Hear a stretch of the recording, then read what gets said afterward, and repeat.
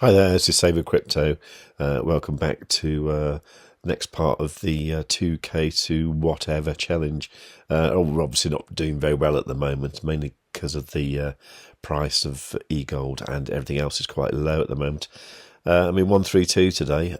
Yeah, just thinking though, this trend line here that goes back to, when's that?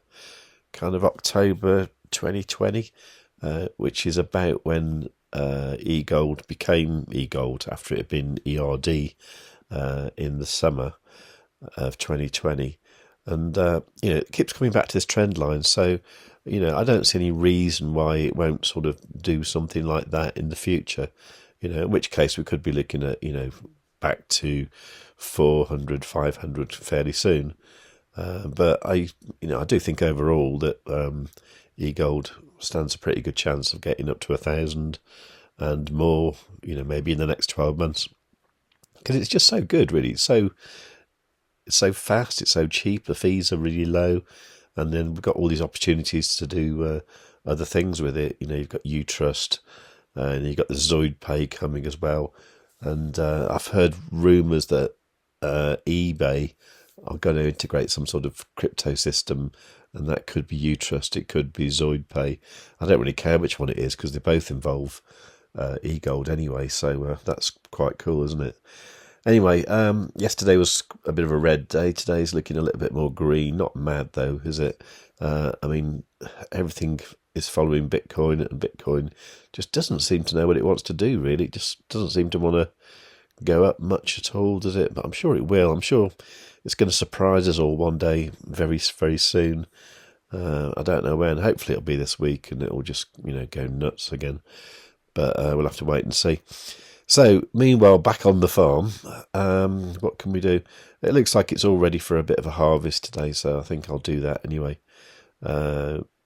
Yeah, we can harvest the ride eGold for sure. Because I calculated the optimal harvest time with these lower interest rates, and I think it came out to about sort of $12 or $13, something like that. So I think that's a good time to do the harvest. So let's just confirm all these, and so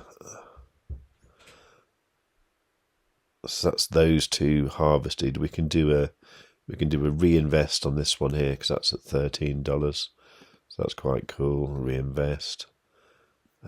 Confirm that. And then what I need to do when that's done is to stake all the MEX in this farm here.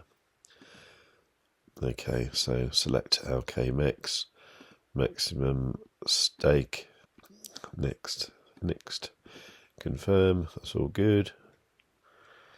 Okay, just check there's nothing left over. No, that's all looking good. Okay, so that's what the farm's worth today.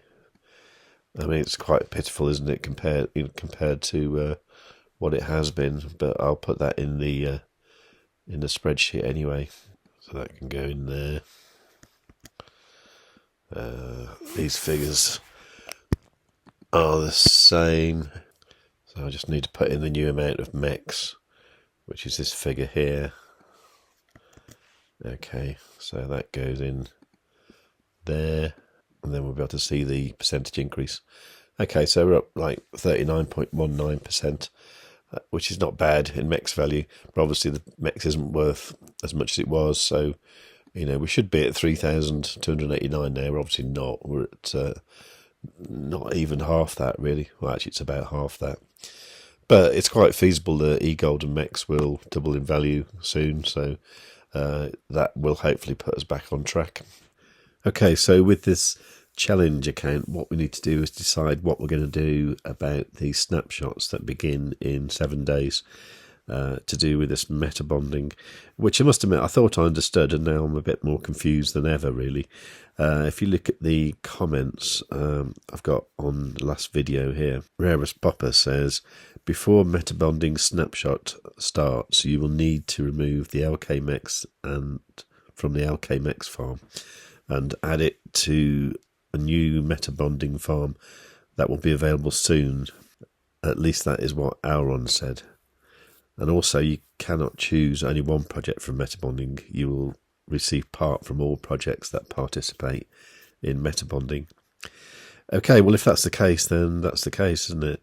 So I guess what we'll probably do with this account is, I think I'll probably leave the farms with the LP tokens, just leave them as they are, and then just use this one here, the LKMX from here, use that for the snapshots if we've got these extra farm things. I think that's the plan there, because the problem is we don't know if the Metabonding is going to be worth more than these two, really. So it makes sense to kind of, split it up a little bit. So I think that's what I'll do. Just looking at the comments as well, Bitcoin Creed's talking about impermanent loss. I'm not going to worry about impermanent loss. I just, I've been over it many times, and I just don't think it's a big problem, to be honest. Okay, David T saying ZPAY will be huge.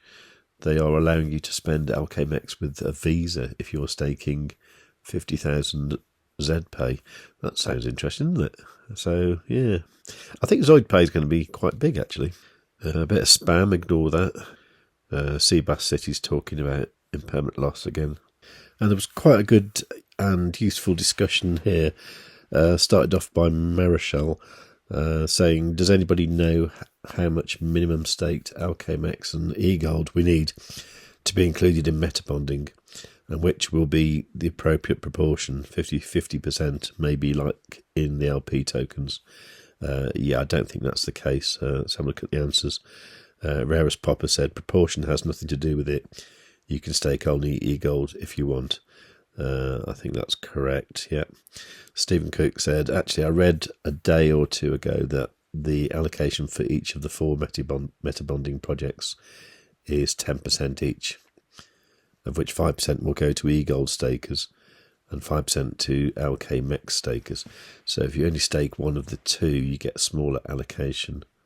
That would make sense, yeah.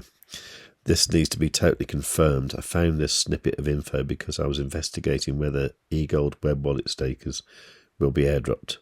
Unfortunately, I still haven't got that confirmed yet. If you have the info, would appreciate. I don't have any information on that.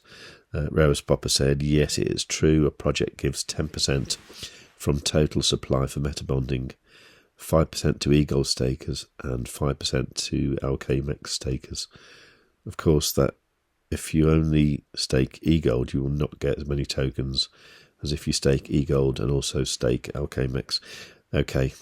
The only thing is about this thing about getting equal amounts or amounts from all of the Metabonding projects is, if that's the case, why has it got claim now each of the projects? Anyway, I guess we'll find out in 7 days' time anyway, and we'll take it from there. Anyway, I think that's quite a useful discussion. Let's pin that on that comment there. So that's on the video from the 5th of March if you want to read that. So give them some nice likes. Oh, and talking of likes, do remember to like the video while you're here. Okay.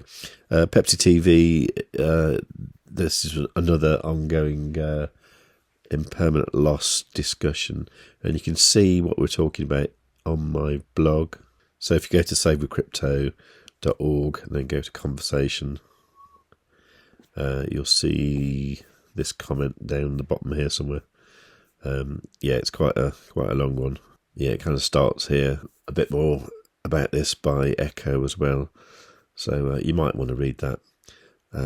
Personally, I'm a bit bored with talking about impermanent loss because it only affects you when you withdraw liquidity, and at the moment I don't have any reason to do that, so I'm not going to worry about it. Anyway, I'll leave the video there for now because I think we're up to 9 minutes now.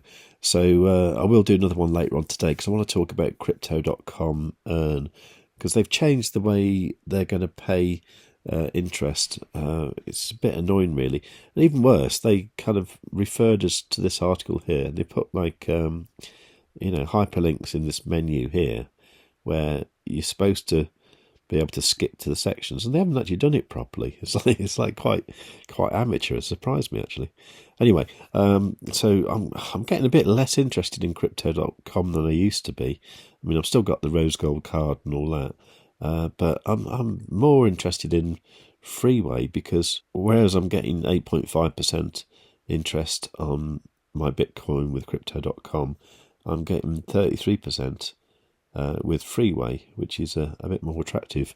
The only thing is I don't want to put all my Bitcoin in there, because I'd like to sort of spread it around and not have all my eggs in one basket, so to speak. But I'll leave the link for Freeway in the description, and that gets you the best rates on the planet, I think, for staking various things. I mean, these USD and Euro superchargers up to like 43%. Amazing. Anyway, the link's in the description at the top, so take a look if you want. But anyway, I'll talk about that in the next video. But meanwhile, hopefully you've liked this one already, so do make sure you're subscribed, tick the notification bell, leave a nice comment, and above all, tell your friends.